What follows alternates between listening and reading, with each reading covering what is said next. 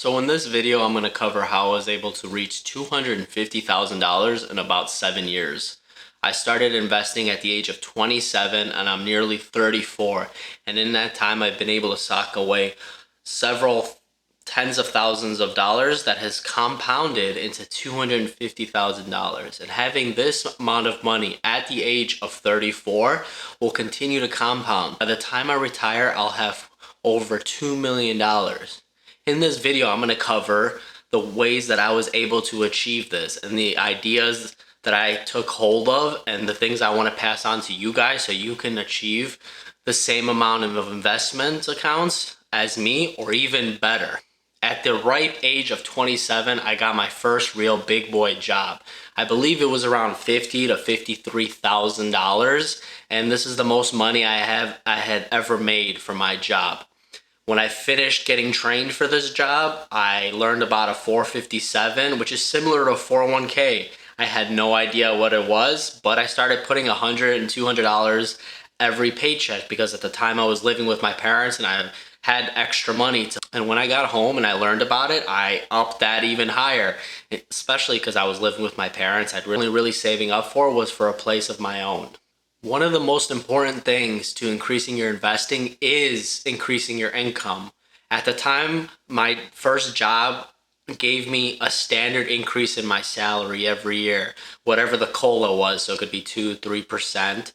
And I really didn't have to worry about it too much. But what I did is when I got these increases, all I did is I increased my investments. So I really didn't increase my lifestyle. But as time went on and, the salary increases weren't that high and I needed more money, right? Everyone wants to feel like they're increasing their income. So I applied for a new job and I was able to get a jump from about $55,000 to $75,000. And when I got that, what did I do? I didn't increase my lifestyle by that much, right? I started putting that extra $20,000 into investments. Now, this new job came with new step increases where every year I would get a salary increase without really having to do much. And all I had to do is perform my job and those salary increases would come along with them. And that meant that I would be investing more money. And in that time when I got the new job, I also got my condo, right? The one that I'm in right now. And that it meant that even though I had increased bills, right, a mortgage, utilities, and anything else that might come with it, I made sure that I was allocating a certain amount of money towards my investment accounts. Now, this is the trap that everyone falls into, right? It sounds great on paper. Oh yeah, I'm just gonna increase my income and then I'll be able to invest so much more money. I need to feel you, Jerry! Show me the money! Jerry, you better yell! Show me the money! But a lot of people, the people especially that I got hired with, once we started making $75,000, everyone went and bought new cars, bought a new home that they could barely afford, right? So then that doesn't really leave much room for you to invest into an investment account if all your extra money is being spent on luxuries. In my mind, the most important thing was that I increased my investments because I knew it would pay off. And as such, that's why I'm able to have $250,000 invested. Damn! I went so far as to not increase my lifestyle is that I kept my same 2007 Mazda 3. I believe I got that car in about 2012, 2013. At the time when I got this new job, it was around 2018, 2019. And I had still been driving it and it had a ridiculous amount of miles to the point where I had to start duct taping the underside of the car just to keep it going. And I would take it in for yearly checkups and pay a couple $100 or $1,000 to fix it, but it was way better than having a monthly car payment of $400 to $500. At some point, in order to increase my investments even more, I was able to get a roommate. My roommate ended up being my fiance, but it was something that helped with the bills. She started chipping in on the rent and the utilities. And with that extra money, I, again, did not increase my lifestyle. I started putting in even more towards investments. I started with my 401k, then my Roth, then eventually I put money into a brokerage account and a little bit into crypto just to diversify a little bit. And the reason that you want to put all this money early on in your life is because you want to take compounding into effect, right? And the more time that you give this money to compound, the greater it'll be later on in your life. Now, another common mistake that I see people make is that they're way too conservative with their investments.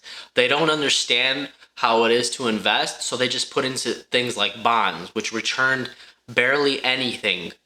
But what you want to do is you want to invest into like large stock ETFs that bring a big amount of compounding, right? If you invest into like the S&P 500, you can get 10 to 11% returns, which means if we follow the rule of 72, which is just a simple rule to tell you how often your investments double. So for example, if we take my $250,000 and we take the average return of the S&P 500, which is what I invest in.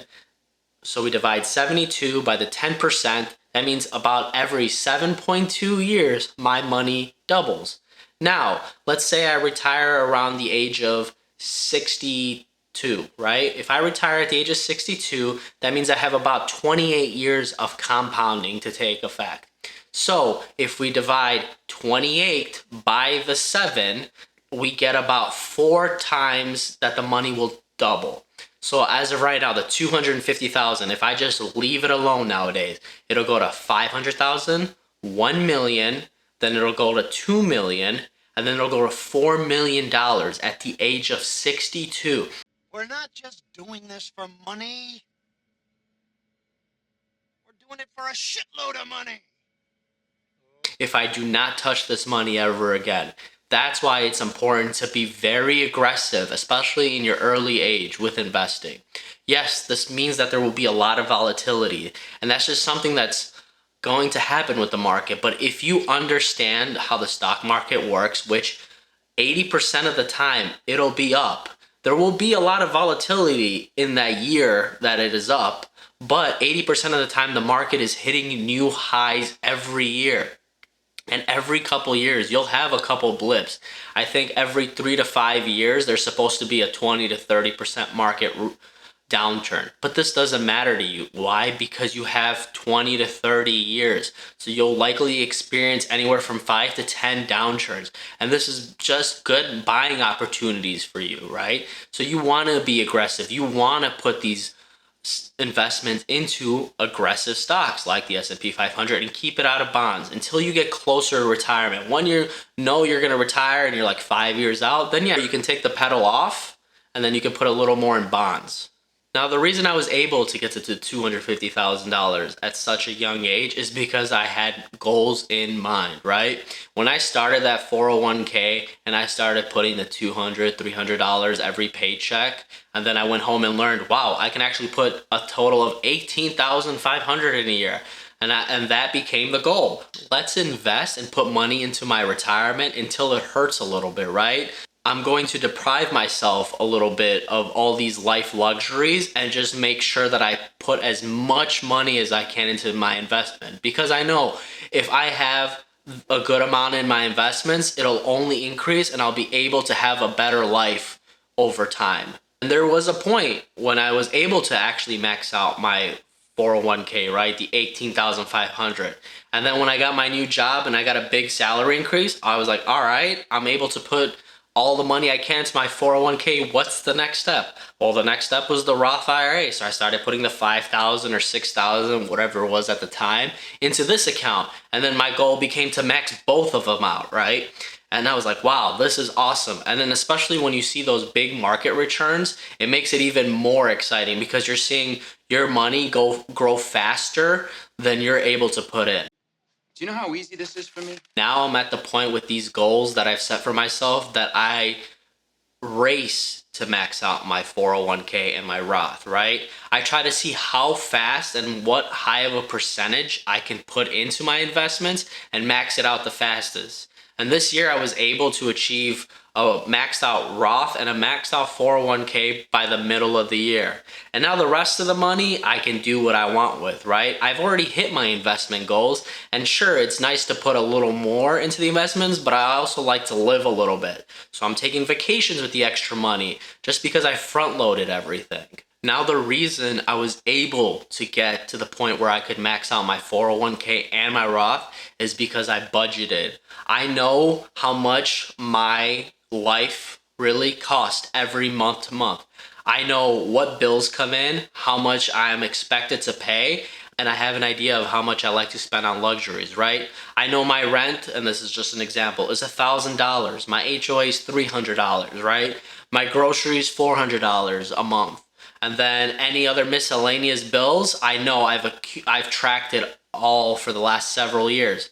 So when I'm investing, I know, all right, if my lifestyle costs 2 to 3 thousand a month and my salary is this, then the extra I can invest, right? Or I can lower some things, right? Like in from January to like April, I really don't go out to eat that much. It's freezing and I really don't want to go out that much. So we cook a lot of meals and then that money just goes into investments. And I know the fact that when I hit the summer, I'll be able to do the things that I want with that money, like go to breweries and go to restaurants and enjoy the city life because I've already achieved my goal and I've budgeted well earlier and now I'm able to do the things that I really enjoy.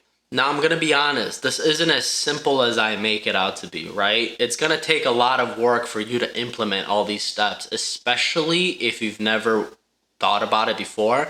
But what you want is just incremental change, right? If you can only put $50 into your 401k right now, then do that. Start with $50 and then start budgeting. Start seeing what put down things on paper and setting goals for yourself, right? This is how much my rent costs. This is how much my car payment costs. And see where you can subtract from your lifestyle and put it into your investments. Because this is the only way that you'll be able to guarantee that you don't have to work until your 70s and 80s like a lot of people. I hope this video was useful for you guys. I hope you subscribe and follow me along on my financial journey. Thank you.